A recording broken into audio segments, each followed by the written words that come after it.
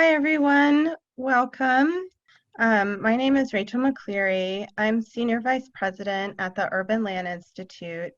And on behalf of ULI, I would like to welcome you to this global webinar on the coronavirus. The Urban Land Institute is a research and education nonprofit whose mission is to provide leadership in the responsible use of land and in creating and sustaining thriving communities worldwide.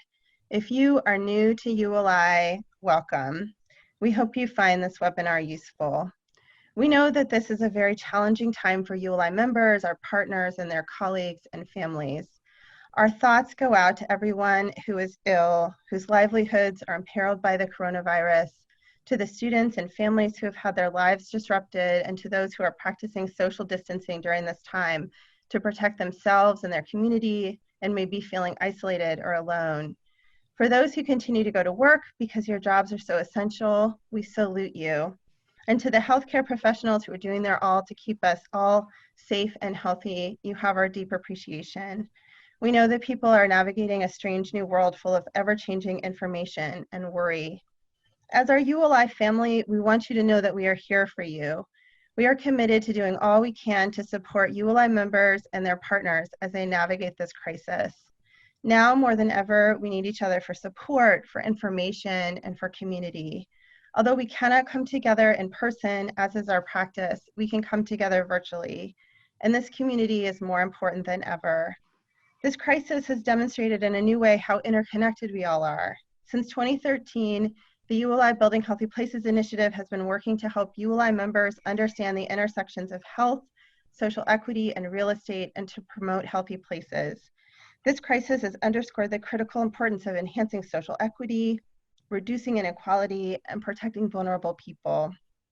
These considerations are crucial now as we navigate this crisis and will continue to be crucial as we work to build a more just and equitable future for this country. Our goal with this webinar series and other coronavirus information and programming is to help ULI members understand the role that they can play in helping to slow the spread of the disease, help them navigate the long and short-term impacts of the crisis, and to do their part to protect and address adverse impacts on vulnerable people. We have been compiling information relevant to the real estate industry on our issue page, www.uli.org/COVID-19, and we'll be updating this page regularly as more information becomes available over time. We're sharing this webinar and all related content in the spirit of information sharing and education. Please see the statement for further important disclaimers. The webinar is being recorded, and we will do our best to quickly post the recording and PowerPoints on the web post for the webinar and on Knowledge Finder, and you can expect to see them in a day or so. So here are our speakers. In the interest of time and getting to the meat of the matter, I'll just offer quick names and titles. For full bios, please look at the webinar webpage. Catherine Troisi, PhD, is Associate Professor at University of Texas School of Public Health in Houston. Whitney Austin Gray is Senior Vice President at the International Well-Building Institute. And Susan Bazak, MA, is Principal at Bazak Consulting. She is a pandemic planner based in Canada. Throughout the webinar, if you have questions for any of the speakers, please submit them via the Q&A box at the bottom. We will be monitoring, and I will moderate the questions at the end of the webinar. And now I will turn it over to Professor Troisi. All right, thank you. Okay, actually I meant to say something on the first one, which is I am giving this talk on Tuesday, March 24th at, well, 12 o'clock in my central time zone. So for those of you who are watching the recording, things are changing very, very quickly. So just know that this is what, what's happening right now. So here's what we know about the coronavirus, this new novel called SARS-CoV-2, that it is spread from person to person through droplets. These are little blobs of liquid that are released as you cough or sneeze, or even as you talk or sing. And so there's viruses in there if you're infected, and that can spread to somebody else. Now, these droplets are relatively big. I mean, not that you necessarily see them, but they don't project that far. And if you're more than 6 feet from someone, their droplets are going to fall to the ground before they get to you. So that's why we use that 6 feet number for social distancing. So that's one way the virus is spread. It is also spread through fomites, which is a fancy epi word for environmental surfaces. So this is where somebody who's infected coughs on their hand, touches a doorknob, and then you come along, touch the doorknob. Now you've got it on your hand, and you rub your eyes. I don't know, lick your finger or something. And so the virus can be spread that way as well, and that's why we are saying wash your hands, wash your hands, wash your hands. And then there is some data coming out that it also may be spread through aerosol. These are aerosols are formed also when you cough, but they're finer particles, so they can linger in the air for a while. And if that is the case, of course, it has implications for transmitting the infection. So the symptoms of this new coronavirus disease, COVID-19, are similar to flu, but 10%, maybe even higher than that, of people who are infected have no symptoms at all. Again, this has implications for spread of the disease, and some seem to have GI symptoms, nausea, and diarrhea. We know that the incubation period, that is the time from when you're exposed to the virus to when you come down with symptoms, if you're going to come down with symptoms, is up to 2 weeks with an average of 5 days. We also know that people can shed the virus, and by shedding the virus, you can infect others early in the infection, probably before you have symptoms. And we're now learning that at least some people can shed the virus after those symptoms, the fever, the cough, the shortness of breath, go away. And it may be up to 10 days after symptoms subside. So that, again, has implications for transmission, but we haven't seen, there are no documented cases of this happening. But again, something we're looking at. So of people who do get infected, about a fifth have severe infections, that is requiring hospitalization or ICU. And of those who are infected, about 2% die. That number is going to change because we, especially here in the United States, have not been testing, and we particularly haven't been testing people without severe symptoms. So obviously the rate is higher among those with severe symptoms. People who are at risk of dying are the elderly, and that's 60 and above, it pains me to say. Those who are morbidly obese, that's a BMI over 40. Those with other medical conditions like heart disease, chronic obstructive pulmonary disease, diabetes, other conditions like that. If your immune system is not working as well as it should be, if you're immunosuppressed because of cancer treatments, for example. But what we're seeing in Italy and here in the United States is that younger people also are at risk. The death rates are not as high, but a significant portion are being hospitalized. So there's a lot we don't know. These are some of the things we wish we knew. What is the role of pre-symptomatic, before you have symptoms, if you don't have symptoms, after you have symptoms, what is the role of that in transmission? Just because somebody, after they recover, may be shedding virus for 10 days, let's say on average, it doesn't mean that they're transmitting infection, because maybe they're not shedding very much virus. And the risk of transmission increases with the amount of virus that you're shedding. So that's something we would love to know. When is a person most infectious? This has, all of this has implications on how quickly the disease is going to spread, how long we may have to do social distancing. How long can the virus remain in the environment? There are reports that it can be up to 2 to 3 days, but it's important to note that, first of all, this was done under laboratory conditions, and secondly, they looked for parts of the RNA of the virus. What we don't know is the virus infectious for 2 days? Those are two separate things. So, I mean, those studies, of course, are being done, but we don't know that now. Big question is whether the virus will disappear when it gets warmer. We just don't know. It is true that most respiratory viruses do at least dampen down during the warmer weather. But there are 4 coronaviruses that circulate that just cause mild colds. You wouldn't know, you just would know you had a cold. You wouldn't know which virus was causing it.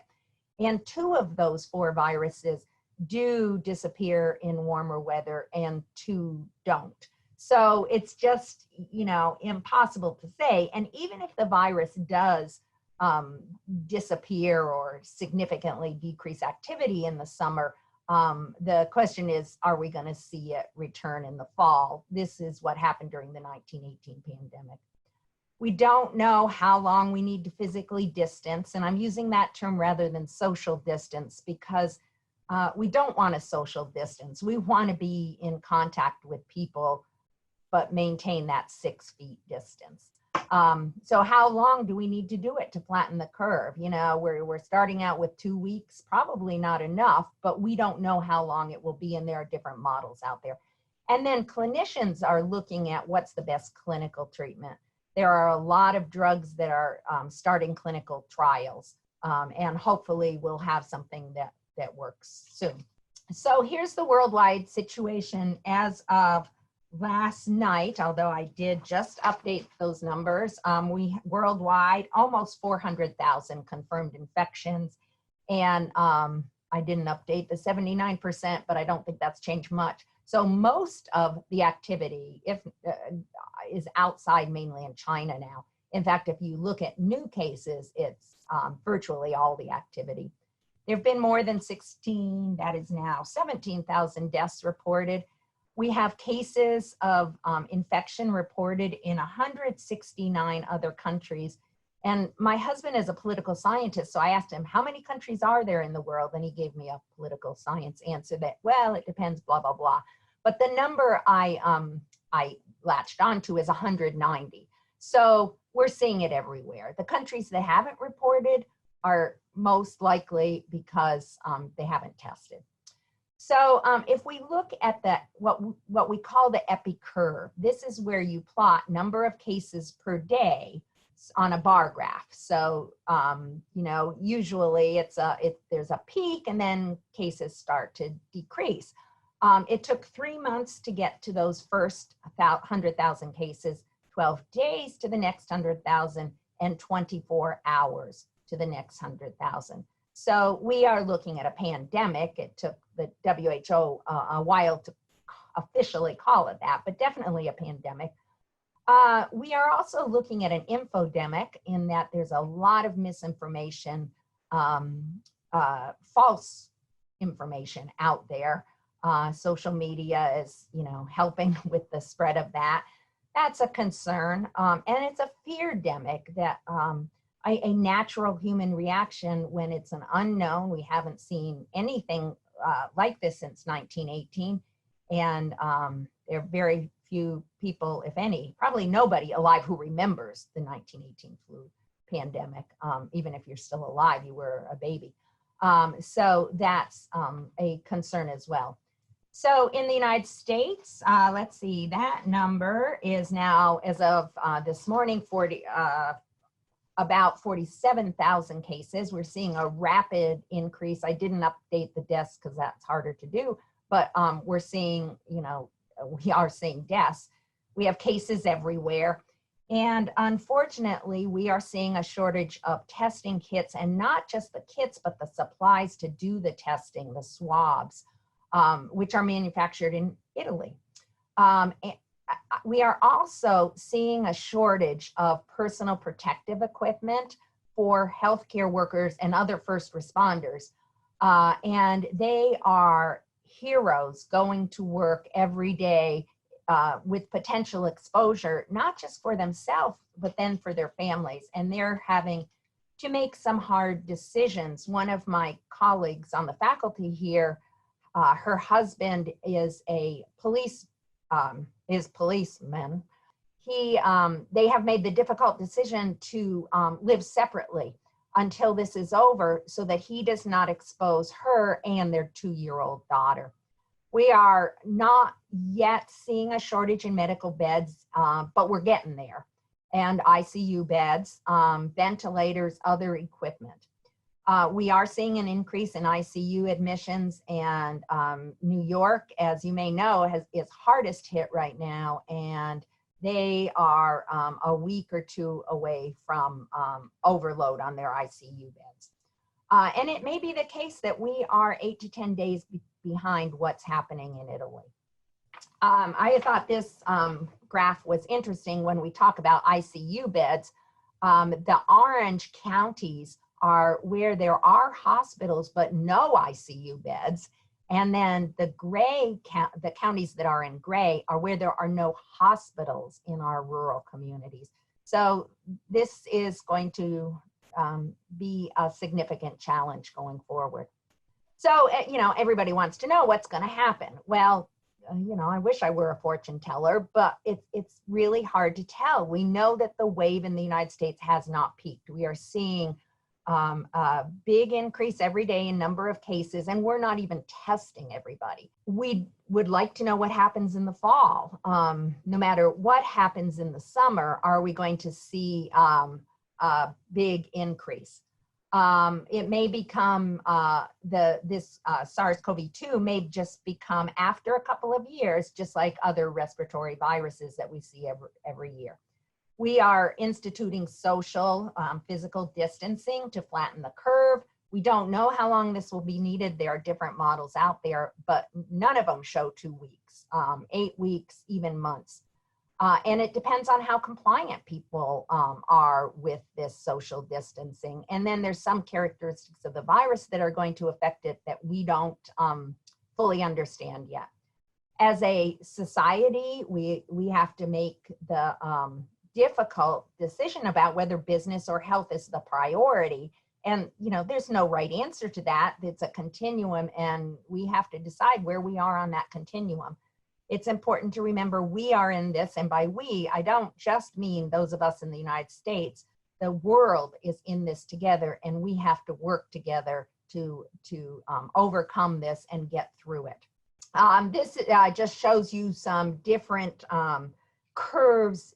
It's a model out of Imperial College in London showing what happens if there's no suppression. You see that big peak. If we just do isolating infected cases, general social distancing, that's that purple peak. And then if we close the schools, we delay it even longer, but there may be a higher peak in the winter. This just quickly shows you 3 scenarios of number of cases. That top orange United States is if we don't do anything. The middle one showing fewer cases, but still very widespread, is if we do something. And then the bottom one, which you can barely see because there isn't much going on there, is if we do severe control measures. So how bad will it get? Well, it depends on these 6 factors. How contagious is the virus? Pretty contagious, more than SARS was. How deadly is the virus? Luckily, not as deadly as SARS and other diseases like Ebola, but still, even a 1% fatality rate, which is the number that we think it's going to settle on, is still a high rate if everybody's getting infected. And then, are people infectious before and without symptoms? The answer to that is looking like yes and yes. And that means we can, people can spread the disease without even knowing they're infected.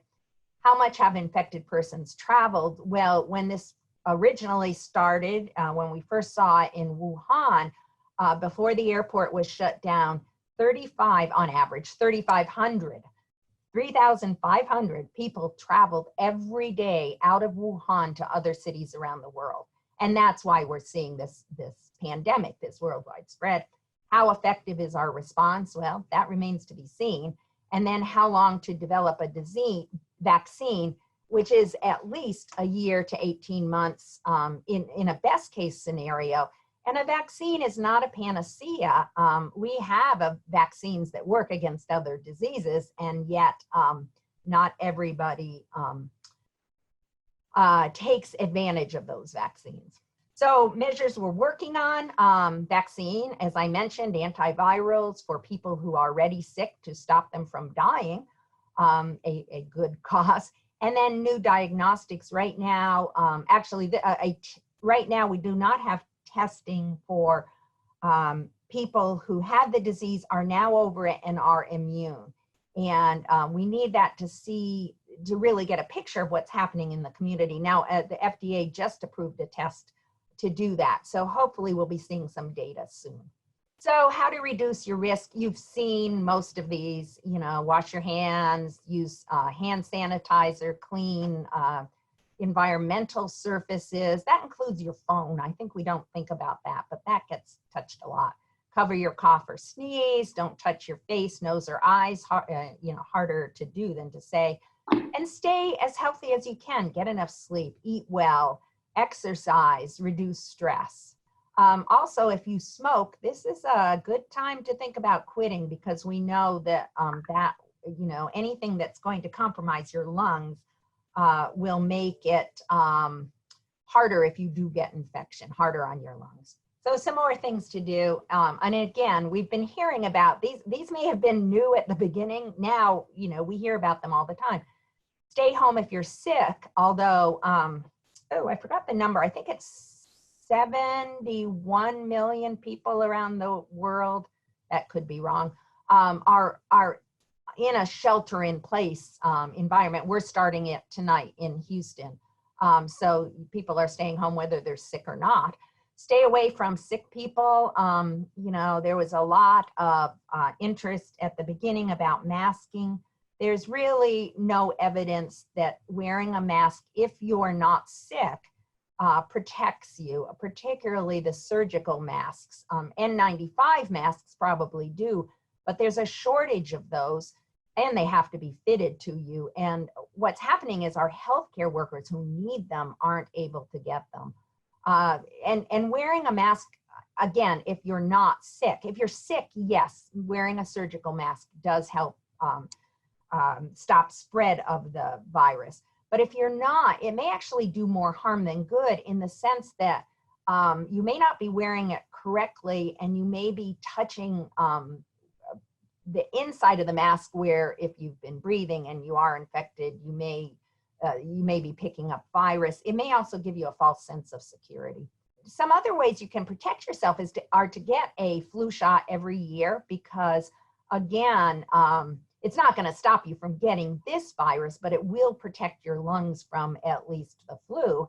And if you're over 65, there's a pneumonia vaccine that is recommended, that again will protect your lungs from that.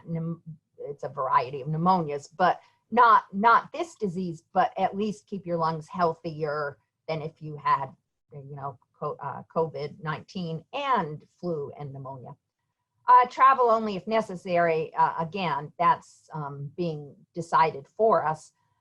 You can go to ready.gov/kit to find out what you should have in your supplies to weather this. It may be too late for this, because a lot of us are going to be sheltering in place, but it's good to look there for hurricane season or other emergencies as well. And then I would urge you all to support public health. Public health tends to be invisible. If we're doing our job, you don't know about it, and funding has been cut for at least the last 12 years. We have fewer public health workers in 2018 than we had in 2008. and you know, public health protects us all, so it's important. Thank you, Dr. Tracy. We're going to hear from Whitney Gray next. Whitney? Hi, everyone. I'm looking at almost 1,400 people are logged in, so it's wonderful to have a chance to connect with all of you.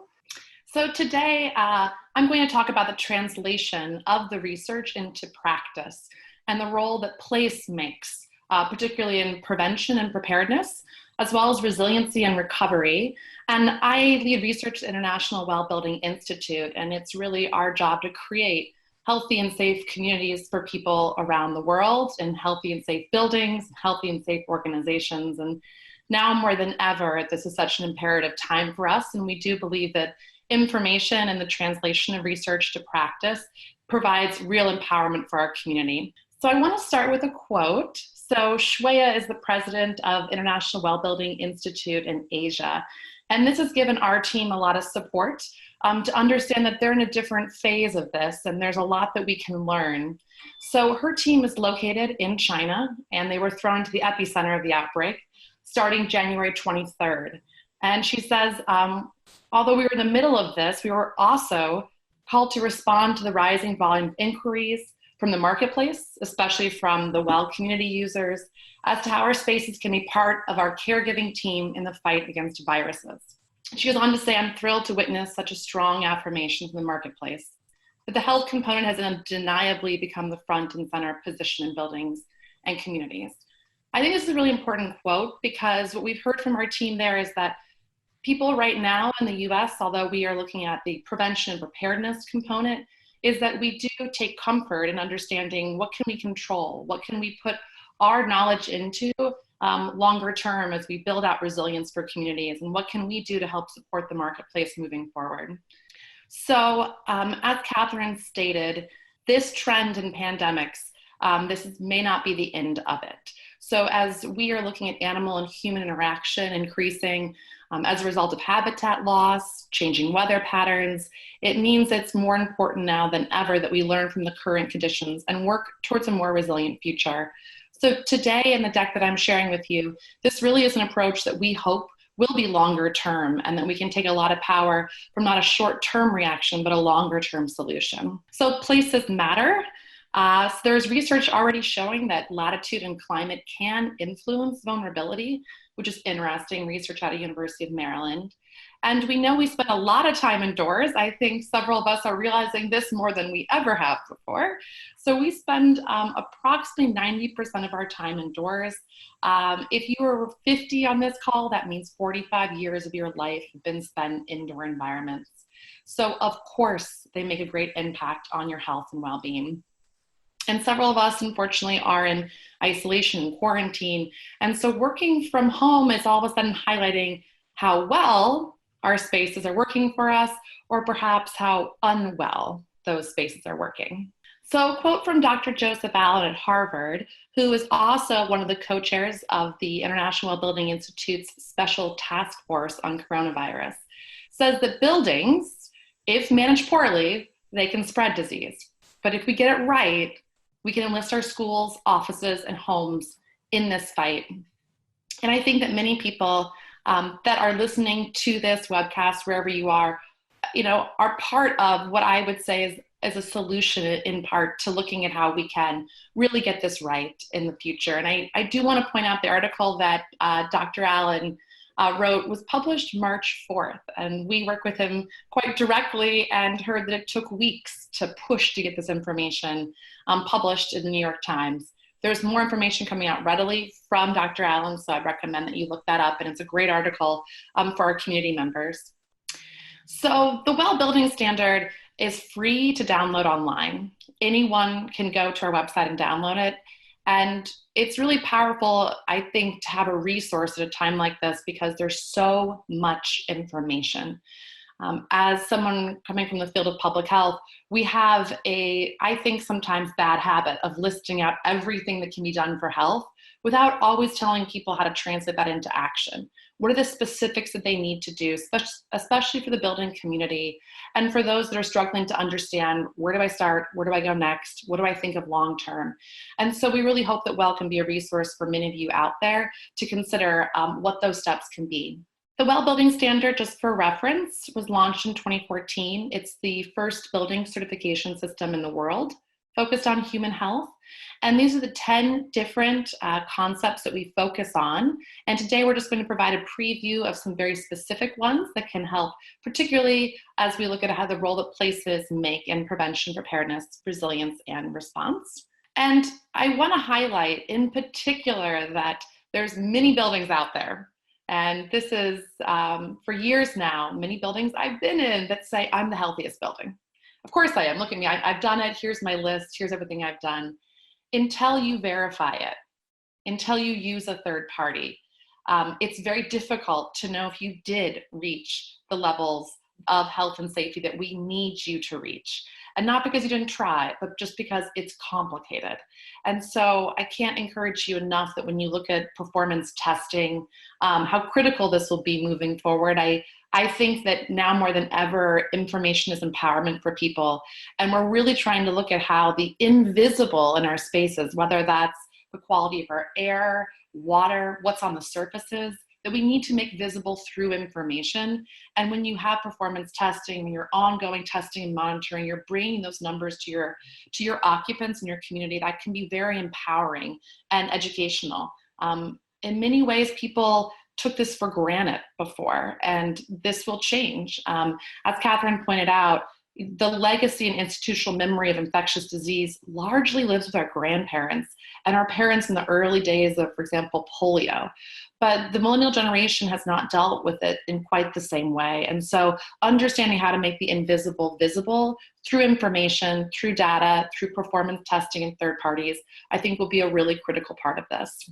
In the middle of all of this, we really took a moment and said, before we moved on to launching the next version of the WELL Building Standard, is that we have a real opportunity to learn from what is happening right now and make our buildings more resilient in the future, make our organizations and our communities more resilient. So to do that, we called on some leading experts in this space. So Dr. Joseph Allen, I mentioned earlier, Dr. Richard Carmona, a former Surgeon General, and Dr. Risa Lavisa-Murray, former CEO of the Robert Wood Johnson Foundation. And we're standing up a special task force on the coronavirus. This is meant to be able to translate and provide research into the WELL standard, but also be a public benefit where we're providing guidelines to understanding this issue. And I think it's a really powerful way for our community members that really want to activate, that want to be able to share their knowledge and also be able to get some answers and directions around what they can do now and in the future to make buildings more resilient. So that's an open call for those that want to join, and we are standing that up right now. The way that the International WELL Building Institute is looking at this really complex situation is saying that in many ways, we're in this for the long term, that fundamentally the role that places will make moving forward has changed. And we as building professionals and we need to be in this conversation. And so we've modeled this Places Matter after looking at the 4 pillars you've heard me say around prevention, preparedness, resilience, and recovery. Many of us are looking at that last one thinking, I hope that's sooner than later. But we'll share with you a couple of the stories of what we are learning from our colleagues around the world. And each of these pillars is not separate or mutually exclusive by any means. In fact, many of them will be happening simultaneously. And this is really our way of saying, how do you look at some of the short and long-term impact related to buildings and community health? Next slide. So let's just start with prevention. And what I want to highlight here is this is preventing from getting the disease. This can include cleaner air, cleaning protocols. I will also put up there behavior change and immune support. So this is a combination of risk management approaches, reduce the risk, with health promotion approach. So we have many examples of this in WELL, and again, this is free to download, so please do look at this resource for more specific details for many of those represented on the call. But we look at hand washing and cleaning policy, and we have a detailed understanding of how do you implement both design and operational changes. But we also are specifically looking at cleaner air, and this is complex. right? When you take a deep breath, do you know that air is good for you? How do you know it, right? And what do you need to be thinking about? And so these are the 6 features that we explore. So going into a little bit of detail on cleaner air. So Catherine covered that COVID-19 is spread primarily through close contact, although it can be spread asymptomatically around 6 feet. It can remain airborne for hours. The CDC just came out with a report from the cruise industry demonstrating that one of the 2 impacted cruise boats, they actually were able to find traces of COVID-19 17 days after people departed the boat. So we are learning every day about the spread. Now, how infectious that is or not, Catherine's point is very important, but still we're understanding that how it's moving, how it's changing, how it's potentially mutating is also changing our research and understanding of what do we do around cleaner air. So in particular, increased ventilation rates. Open a window. Anyone coming from environmental health will say this one because there's so much that goes into increasing ventilation, potentially decreasing viral load with doing so. And we also want to look at turning off air recirculation from outside air in particular. But things to consider when you do that. And so we've listed these bullets because it's an emerging research where these are recommendations, but we're still proving these out. And I did list all of our resources there to the right if you'd like more information. So clearly our cleaning and disinfectant policies are critical. We are deeply looking at how that's affecting our filters, purifiers, air vents, air handling units, surface coolers, and other components of the HVAC system.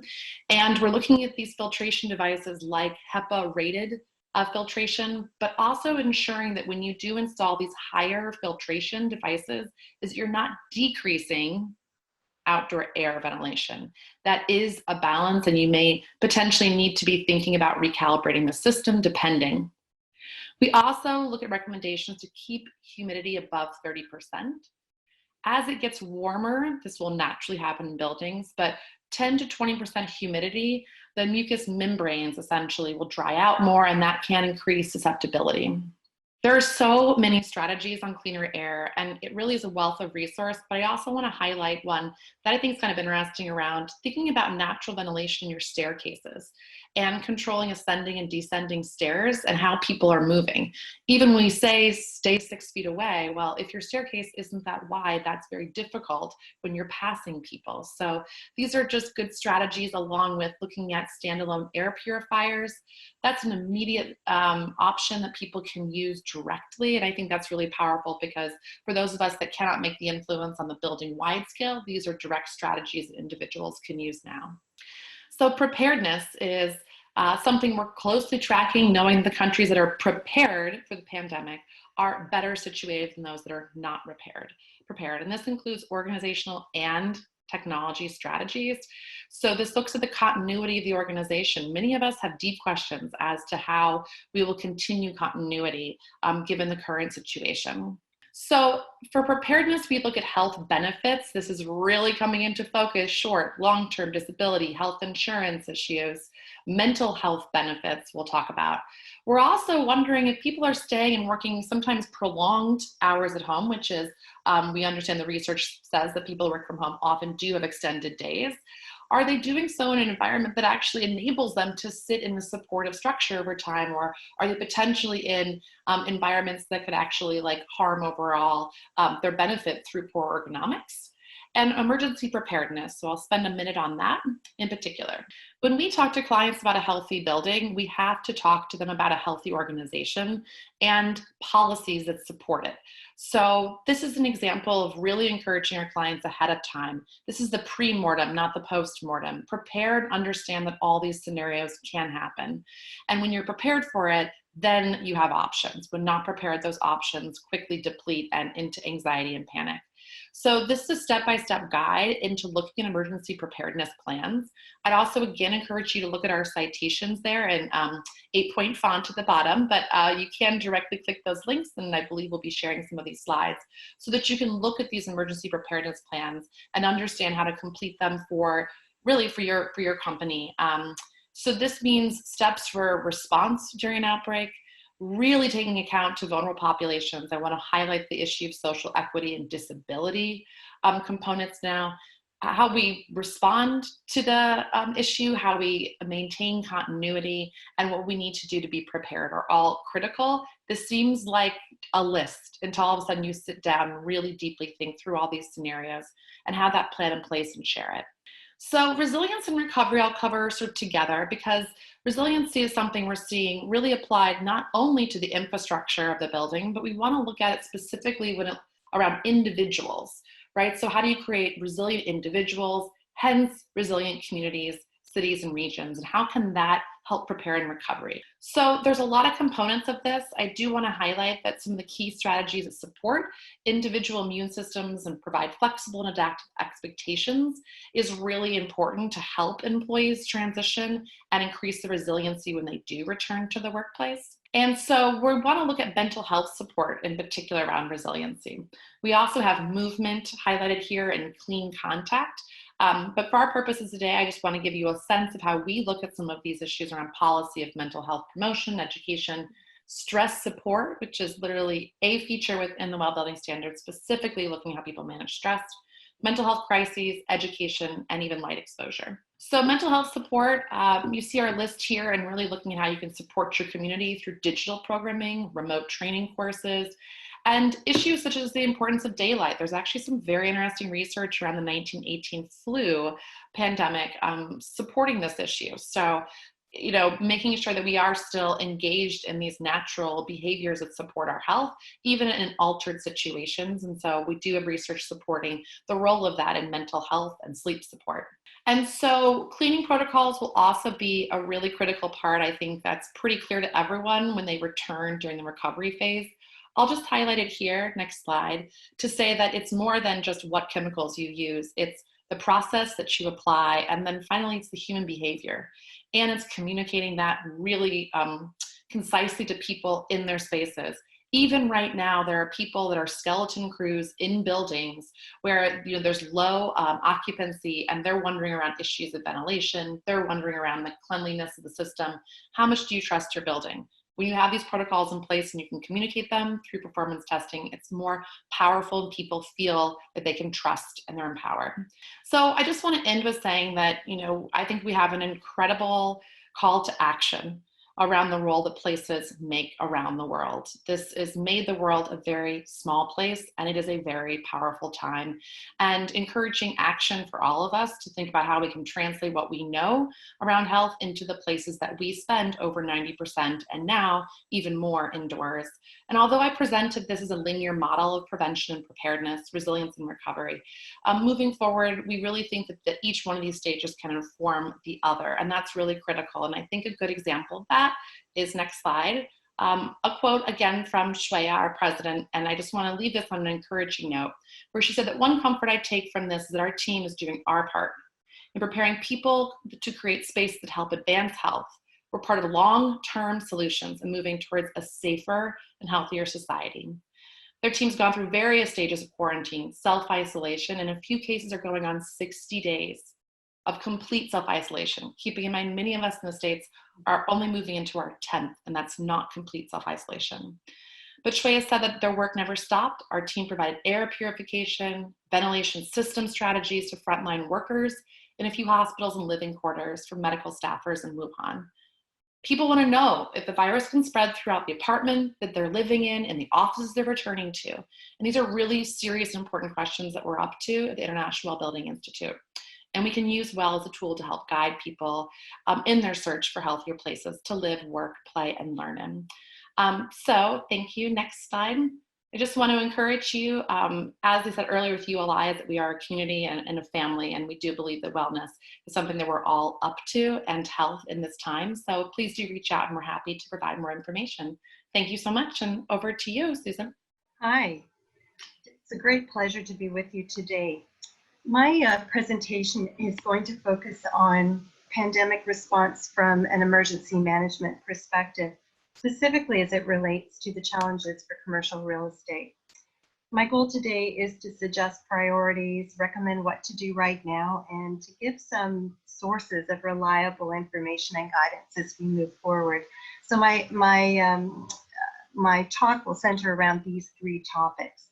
First of all, just a quick explanation of how pandemics are seen through the lens of emergency management. Secondly, the top 3 things that you can do right now in your business. And finally, anticipate what's ahead so we can be planning and expecting what's next. Pandemic emergencies basically fit within the larger framework of emergency management. And as you know, pandemics are just one kind of emergency that can impact commercial real estate. The National Fire Protection Association publishes a best practice standard on continuity, emergency, and crisis management. And this explains in greater detail all the components of an effective evidence-based program. And this slide shows their definition of emergency management. So it's an ongoing process to prevent, mitigate, prepare for, respond to, maintain continuity during, and recover from an incident that threatens life, property, operations, information, or the environment. Emergency management is risk-based. So your pandemic plan is just one part of your company's emergency management plan. And as NFPA 1600 explains, risks can be geological or meteorological, human-caused or biological, and pandemics fit under the category of biological risks. The second point I'd like to make is that generally speaking, we've developed our pandemic plans in past with influenza in mind. And when we go to the experts to see how they've planned for a pandemic, we notice that authorities like the US Centers for Disease Control and Prevention and the World Health Organization have positioned their plans with the assumption that we'll be working with a strain of influenza. However, as you well know, we're facing a coronavirus, not a flu virus. So very quickly, these same experts have provided excellent targeted information and guidance customized to the science of COVID-19. We all have a really important role to play in the response to this pandemic challenge. Individuals, families, social groups, organizations, businesses, and governments. In other words, it takes all of us combining our efforts to respond to this emergency. And this is known as a whole of society approach. And the commercial real estate industry has a critical role in mitigating the effects of this pandemic. In the fight to control the virus, we've seen a 3-pronged approach. That is containment efforts to keep the virus from taking hold, preparedness for the eventual impacts of the virus as people get sick and businesses and governments cope with the effects, and mitigation to reduce the severity of the impact. Although there's still ongoing efforts to contain COVID-19 so that our staff and our communities are not overwhelmed by the sickness, and although we still continue to prepare our staff and our operations for the peak of this pandemic, we're primarily in the mitigation phase, using different kinds of tools and strategies to enable our communities, government, hospitals, and businesses to reduce the negative impacts of the pandemic and to continue functioning as much as possible. So I thought it would be helpful to look at 3 key areas where we can focus our response efforts in the thick of responding to this pandemic. People first, protecting the health and the safety of staff, tenants, service providers, and other stakeholders is always our #1 priority. Secondly, ensuring that you're using best practice communication strategies. And thirdly, making sure that essential business continues. So we're going to just take a look at each of these areas in a little more detail. As time goes on, our knowledge about the virus is increasing. We're engaging in research and studying the epidemiological data and strategies from other countries. And this improves our understanding of the virus and what it's going to take to stop it. As you know, we don't have a vaccine available yet to protect people, so we need to rely on science, health experts, and the government to inform policy. For example, staff have to be able to stay at home if they're sick or if they need to look after sick family members. So as an example, the city of San Francisco has adapted their sick leave policy for employees as follows. City employees who don't have paid leave available and can't work due to circumstances related to COVID-19 now can get an advance on their paid sick leave or vacation. Under this policy, the city can advance up to 80 hours of paid sick leave or vacation to eligible employees. And this is all based on criteria set by the HR director. And the policy would be valid as long as the declaration of emergency, which is signed by the mayor on February 25th, is active. The Centers for Disease Control and Prevention have published interim guidance for businesses and employers, and their guidance is as follows. And again, this is a reiteration of what we've already heard today. Encourage anyone who's sick to stay home. If someone does get sick, separate them immediately. The key message to all stakeholders is stay home if you're sick, practice appropriate cough and sneeze etiquette, wash your hands, ensure cleaning protocols are in alignment with COVID-19 recommendations, and make sure your staff understand and follow travel guidance. The CDC guidance document goes on to advise that if an employee has a sick family member, they should notify their supervisor. And when an employee actually does get sick, employers should inform the rest of the staff of their possible exposure, but they need to keep confidential the details concerning the sick employee. They also provide a risk assessment that exposed employees should use to determine their risk and the appropriate actions they should take. And I'd encourage you to review your HR policies with these guidelines in mind. Social distancing, as we know, is of primary importance. The CDC recommends that businesses encourage work from home whenever possible, enable flexible work hours, and make sure infrastructure required is in place to support telework. I'd like to draw your attention to other reliable, excellent sources of information which will help inform your stakeholder health and safety practices during the pandemic. And here are three from the US Occupational Health and Safety Administration. So the fact sheet on protecting workers during a pandemic gives guidance on things like training, control measures in the workplace like physical barriers and service windows, and masks and respirators. Second Resource, guidance on preparing workplaces for COVID-19, offers very specific guidance and organizes the information under low, medium, and high exposure risk. And the third, the OSHA alert document, is just a basic one-page summary of recommended general practices for the workplace. I'd also encourage you to review the US Department of Labor Wage and Hour Division webpage. It's all sorts of great practical advice on specifics like the employer's obligation, working from home, whether or not employees require a doctor's note, sick leave policies, making sure that leave is not abused, and caring for sick children. The University of Minnesota Center for Infectious Disease Research and Policy, also called CIDRAP, has an excellent COVID-19 information page that you may want to check out for employers and businesses. The World Health Organization also publishes general guidance on getting workplace ready for COVID-19 and has very specific guidance as well on healthy ways to cope with stress during the COVID-19 pandemic and use of PPE. Other relevant health and safety considerations include supporting employees who have pre-existing health conditions who are older, providing resources to support mental health through these stressful times, maintaining air quality, and I would point you to the American Society of Heating, Refrigerating, and Air Conditioning Engineers, called ASHRAE for short. They have a position document on airborne infectious diseases. And also finally, how you're going to manage situations such as how employees who refuse to work, how you will deal with that. So the second critical consideration for business is how you're going to ensure you're communicating effectively during an incredibly quick, evolving public health emergency.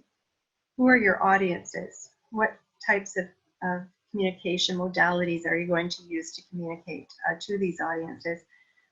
And I would caution you to make sure that you anchor all public health messaging using credible sources like the CDC, the World Health Organization, local public health authorities, trusted industry leaders.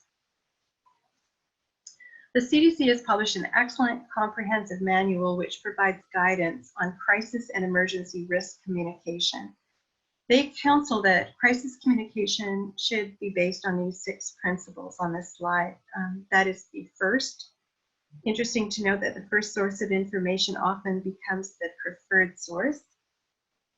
That we need to be right. Absolute accuracy is essential. be credible, the importance of honesty and truthfulness, express empathy.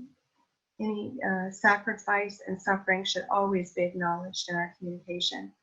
Promote appropriate action, give people meaningful things to do, and definitely show respect, because respect promotes cooperation. And this slide just shows some common pitfalls the CDC warns us to avoid, such as mixed messaging or being late in getting information out to our stakeholders, expressing paternalistic attitudes, not countering rumors and myths immediately, and engaging in public power struggles. Always not a good thing to be doing. Finally, from the CERC manual, it's so important to remember that effective communication is always two-way. We need to listen to our stakeholders, we need to have mechanisms for listening, and respond appropriately to what they tell us. The third and final priority for businesses right now is making sure our business continues. So here are just some points on that specific concern. So have you determined your essential business functions and roles? Have you cross-trained your staff so they can perform these essential functions over the longer term? Have you implemented recommended social distancing strategies? What about your supply chain? Do you have backup arrangements made in case your essential suppliers cannot keep up with demand? Are you considered a preferred client?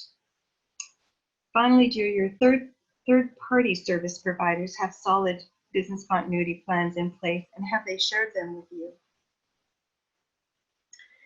Here are a few other excellent resources. The Canadian Centre for Occupational Health and Safety has a great guide on infectious disease business continuity planning.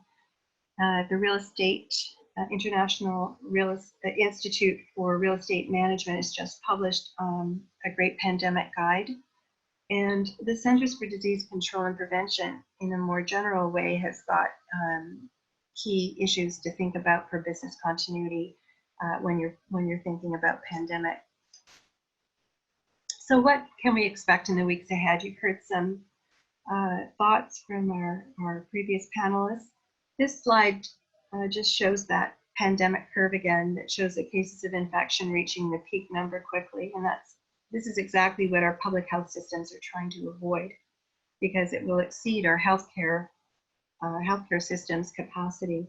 There's a very real danger of overwhelming resources. Our healthcare workers, our necessary supplies, equipment, which all are needed to respond to the most severely sick people. So this slide shows what we're trying to accomplish. You've likely heard the phrase over and over, flattening the curve, and that is meaning the public health measures such as isolation and quarantine and physical distancing, which are trying to slow down the rate of COVID-19 infections. By slowing down the number of cases needing hospitalization resources, the healthcare system can cope with the demand. So we need to expect and plan for subsequent waves of illness, and we don't know how severe these subsequent waves might be. This is definitely a longer-term emergency that we are dealing with. This slide shows the two waves of the SARS coronavirus in 2003. So you'll see the peak in mid to late March, and a bit of a breather, and then another phase in May. So subsequent waves are possible and quite likely. As Whitney has already noted, we can expect more infectious disease outbreaks in the future. The World Economic Forum wrote a white paper about a year ago warning that increased trade, travel, population density, human displacement, deforestation, and climate change, with all of these factors, we're entering a new era of the risk of epidemics. And the frequency of disease outbreaks are expected to grow further as they have for the past 30 years. So with this in mind, we need to include that growing risk of infectious disease in our plans, and we need to reduce our exposure to this reality to improve our resilience. And we need to look for opportunities for coordination, for enhancing public-private cooperation to strengthen global health security and mitigate the potentially devastating impacts of infectious disease, both in human and economic terms. Finally, this could take a while. This document is dated March 13th, 2020. It's on the internet. It's the US government COVID-19 response plan, and they have noted their assumptions, their planning assumptions. The pandemic can last 18 months or longer. It can include multiple waves of illness.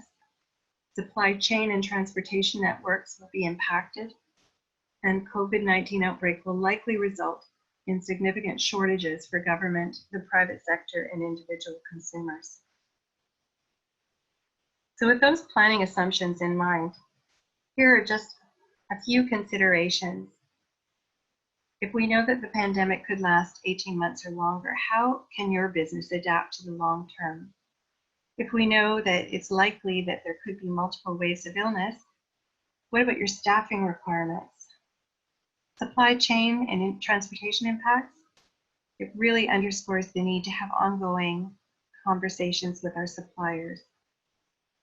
And if we know that there will be significant shortages, what is your plan to cope with expected shortages and shortfalls?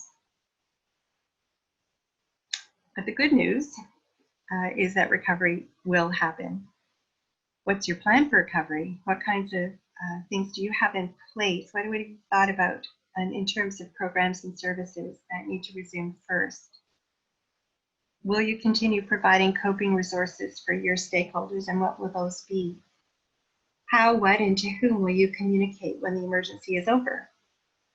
And then making sure that we conduct debriefing sessions with our stakeholders, identifying what went well, any gaps that we've noted, what kinds of things need to be improved, and then putting those findings in after action reports, noting how we'll amend procedures, plans, and protocols based on what we've learned. How are we going to communicate these to staff? So I want to encourage you to make sure you're documenting everything right now, everything that you're doing during this pandemic response. Don't forget, and you're definitely going to need that for your report later. And then I'd like to encourage all of us to find ways to share our findings with the industry. So are you ready? Have you prepared to protect your stakeholders throughout this long-term emergency? Is your communication strategy in alignment with crisis communication best practices? And have you thoroughly considered how you're going to ensure essential business continues as this emergency evolves? All very important thoughts for us to consider at this moment. Thanks so much. Thank you, Susan. And thank you, Kathy and Whitney as well. We've gotten some great feedback from the participants. I think the information has been very helpful. So now is the time for Q&A. And let me just, I've gotten a bunch of questions about whether or not these materials will be available online. And the answer is yes. We'll work as hard and fast as we can to get these up on the website. We're continuing to update the ULI page, www.uli.org/COVID-19, with links to various resources, materials from other organizations, articles and links. And we will post a link to this webinar there as soon as we can. And you should also expect an email with a link to all of the materials. So we have just a few minutes for questions, and I've been looking at the questions. There's a lot of specific ones, and some of them at the beginning, Kathy, for you, are about how do we know when we can lift control measures? What can we expect about what comes next? What does severe measures really mean, and can we sustain that? And is a joint global shutdown necessary, a coordinated shutdown necessary to help to mitigate the spread of this disease? So basically just looking at that question of, physical distancing, social distancing, and flattening the curve. Yeah, so let me start with what severe means. And this is what was done in China, where Hubei province, first the city of Wuhan, and then Hubei province was basically shut down, and people were not allowed to leave their house, unless they were healthcare workers, but not for really any other reason. And this was enforced quite severely with drones that would follow people who did venture out. So that type of thing is severe. I think what will happen when we decide, what we're going to use to decide whether, okay, if a public health person were in charge, let me put it this way, what we would look at to decide whether it was time to think about lifting social physical distancing is the epi curve. That is the number of cases reported each day and where we are on that, what should be a bell-shaped curve. Are we still seeing an increase, or are the number of cases starting to decline? So once the number of cases is not increasing, has declined to a level that we think, and I don't know what that level would be, but we're not seeing very many new cases, we would start to lift those restrictions. Now, again, if a public health person were in charge, we would do it gradually and be monitoring that epi curve. And if we start to see an increase in cases, we would institute those restrictions again. Was there another question in there? Oh, the question was, is a global joint coordinated Right. effort necessary? In an ideal world, yes, that's what we would need to be doing, because it doesn't matter unless every country closes their borders completely, which is not reasonable for trade and things. If one country controls it, but another doesn't, we will see new cases. In fact, that's what's happening in China now. The cases they're seeing are from travelers from other parts of the world and so the concern, of course, is that it will spread again within the Chinese population. But I mean, realistically speaking, I'm not sure that will happen. But yes, ideally, yes. Okay, thank you. So question for Whitney. You shared some good information about, specific strategies. Are those strategies available to the public online? And do they cover specific recommendations for apartment buildings rather than office? Yes, so at the end of my slides, I listed a link which goes directly to the WELL building standard. And so I believe Rachel will be able to share those resources afterwards. So you follow that link, and then you can go specifically to the features listed. And I gave you all the numbers for those, as well as the research. We do right now accept all projects. And so although primarily when we first launched, we were in commercial, we are in all projects which would include multifamily residential, which is where you'd want to look specifically for apartments. To Shweya's point earlier, in China, there were some interesting cases, even in Hong Kong, around the spread through apartments. They were still investigating it, but looking very closely at the filtration and ventilation issues and not keeping those basically at the highest level that was needed. More research will be done, and we'll be including those types of case studies inside of our review as part of the IWBI Special Task Force on Coronavirus. So currently the standard, you do have recommendations in there, but we'll be also reviewing and updating those as part of the task force. And I did get a couple of questions. If people were interested in being part of that, or if they know colleagues, please send them our way. The email would be taskforce@wellcertified.com. And I included that in the question set there too, for people that are interested in getting more updates and as well as guidelines beyond the WELL standard for this.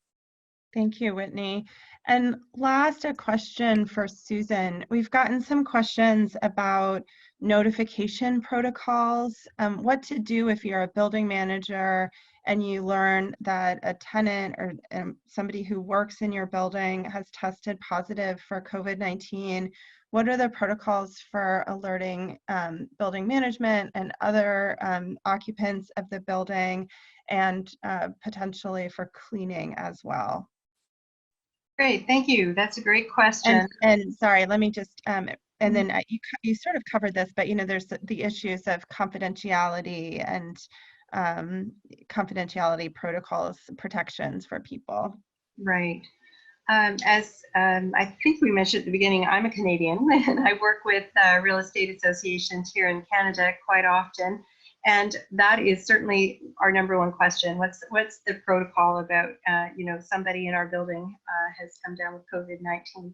And the consensus that I am hearing from all of the various folks and experts is your number one is to notify your public health department. Work with them. They have a very well refined process in place for dealing with infectious diseases and COVID-19 specifically. So first call would be to them. And they also have a confidentiality, I would expect, a protocol in place. So that would be my best general guidance, go to them first. Okay, thank you. All right. Well, thank you to Kathy and Susan and Whitney for your guidance and insights. Next slide, Sarah. And thanks to all of you for participating in this webinar. As we close, I'd like to draw your attention to our weekly webinar series that we're teeing up. The series will explore issues relating to the coronavirus, and information about upcoming webinars will be shared via social media and on our COVID-19 issue page. So next Tuesday, please join us for presentations by Professor Joseph Allen and Center for Active Design Executive Director Joanna Frank. And then on April 7th, we'll examine considerations for multifamily buildings and affordable housing. So for now, I'd like to close this webinar by thanking you for joining us. We're thinking of you, your family, your businesses, and your colleagues at this challenging time. Please reach out to us anytime at health@uli.org. Thank you and take good care.